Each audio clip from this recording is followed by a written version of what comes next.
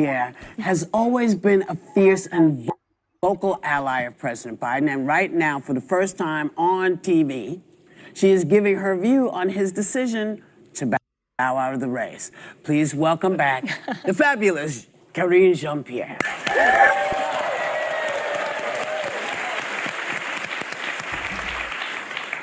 In the midst of this insanity of a news cycle where people go, he's got to go, he's too old, he's too much. Where was your head when you are hearing people go at him like this as he's recovering from COVID at the same time? As you can see, this is not really a question about political. They talk about Jean-Pierre feelings, more about the fact that how you guys were able to choose him as a president to be able to lead the country for the past few days or few years. But instead, they like, what were your feelings? So basically, this is the dishonesty that the social media have on Black American. They're not really asking a tough question. They're being soft to the guy that the country, but the opponent they being trying very detrimental, which is crazy. And also, this is by the View exclusive, so we don't expecting much for the View. So we're gonna see what else he say. Oh, look, you know, this has been an interesting couple of weeks, to say the least. But what has always been the case is it's always been a privilege and an honor for me to represent this president of the United States and be the White House press secretary for this president. Right. And at the end of the day, when you think about what he has done the last 4 years, when you think about who he has been as a human, as a person, by the time we're done, by the time we run through the finish line at the end of January, he would have done more than most presidents have done in 8 years. He would have done more in 4 years. And what we saw from this president the last couple of days was a human decency, a good man, someone who decided not to put himself first, like we've seen before, but to put This is a lie because, as you can see, a lot of people didn't like the war from Ukraine, and people say they don't like it because remember, Putin didn't bother us on the previous term, but now they're trying to shift the narrative that he put American first. How you put American first when they spend billions of dollars to Ukraine, but we as a people that's working hard, we cannot even qualify for health care and then so on and so forth. How can they put American first when they let the people crossing the border and then there's not they have the hotel free and everything and then the Medicare and then they have a full stamp and stuff. But you as American people, when you're working, you need some help with paying for food. They'll be like you're overqualified, you make too much money. How can it be all that and then you say he doesn't put American first? Which is what I don't like because the fact of the matter is a lot of people are suffering, a lot of things are causing, but they're trying to tempt the narrative that he's really caring about the American people, which is not really true. So what do you expect is the View? They don't really think about the fact, they'll go to the feeling. put the American people first and this country first. And we cannot forget.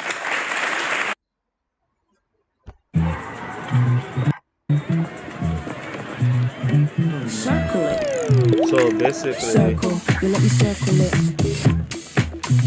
I can find anything if I circle it. So let me circle it.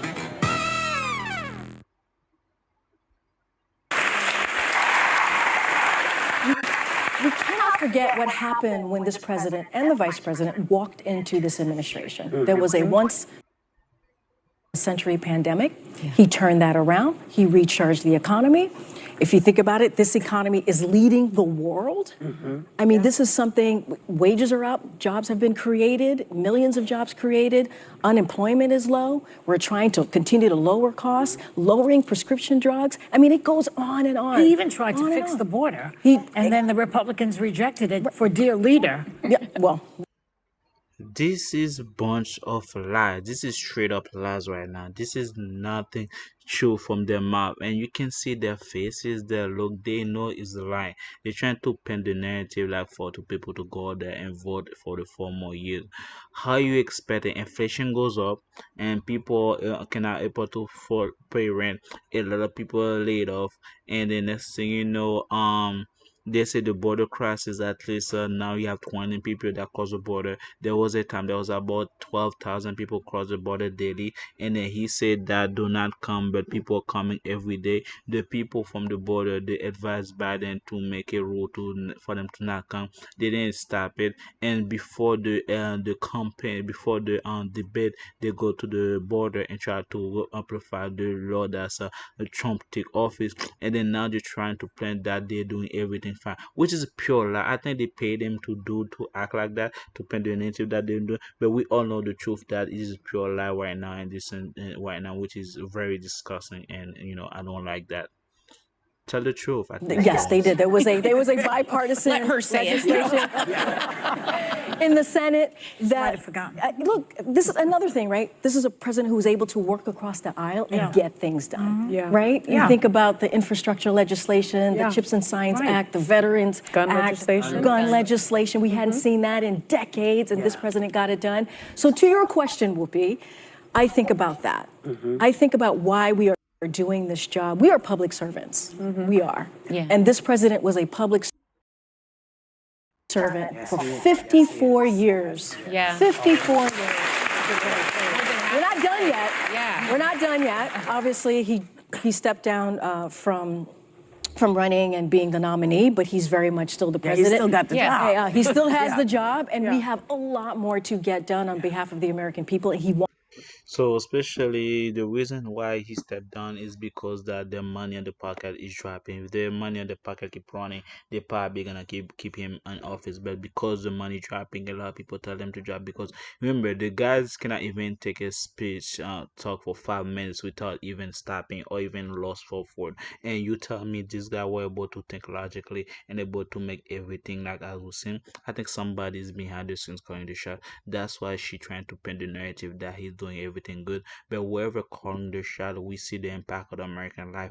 Give me a result in American life. The street is not safe for especially Democrat Party, and there's a lot of people that's being arrested or killed without any punishment, and they let other people that been arrested like for doing those bad things without bail, and then release them on the street with nothing to hold them in prison.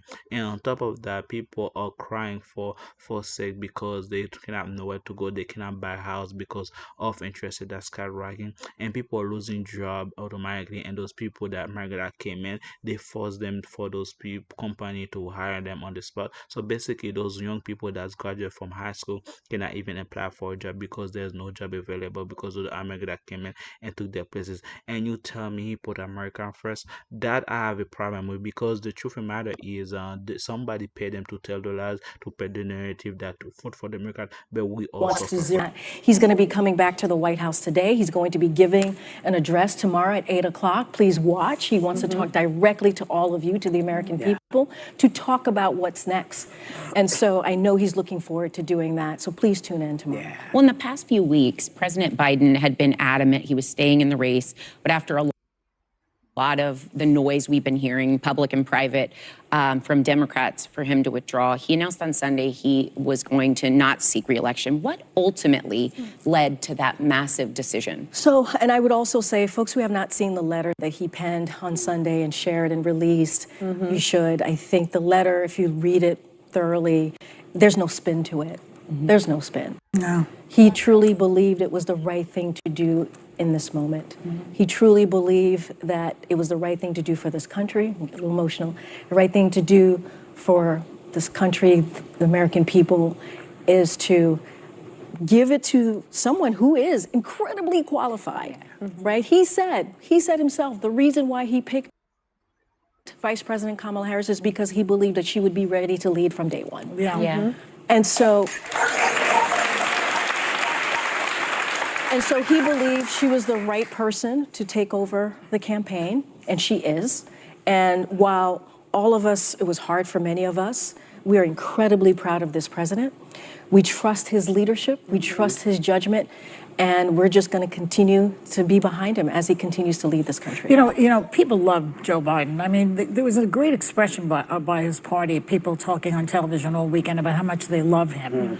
Because he is a lovable guy. Yeah. And he's got a good heart, and all of that. There was a pylon to get him to step down by the Democrats, a lot of Democrats, and movie stars, George Clooney, for example. I was tracking.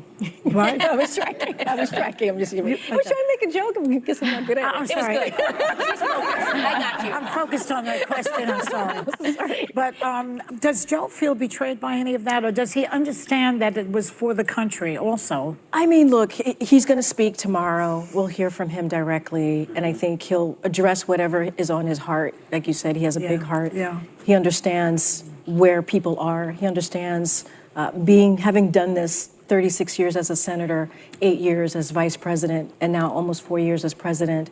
He gets it. He gets where we are as a country. Let's not forget, there's a lot at stake. There's a lot at stake, guys. You're not kidding. Our democracy is at stake. Yes, it's a lot of stake. For example, they have the money at stake, and also they have the card they're trying to paint right now is trying to put narrative that you gotta support Kamala. First, she's a female. Second, she's black. This is the narrative they're trying to paint. Slowly, they're trying to slowly diminish the thought that Biden during the term was a bad president and doing bad thing. So basically now they have a new perspective to bring Kamala. So they're trying to push the narrative that we have to support a female right. You got to support the black people, especially Kamala. Kamala, she's a female. She's both. Why do you expect more? And then she got experience. But we all know at the end of the day, it's just propaganda. And guys, I'm not gonna watch the rest. So if you have the rest, go to the view and then we're able to watch it. For now, this is my intake. This is a disservice for a country. They're not loyal. They don't care about American people. They just worry about themselves. And you as a person, you should be able to worry about the upcoming election as well, because people all all get tired and they need a break. And if I'm with the thumbs up, subscribe soon.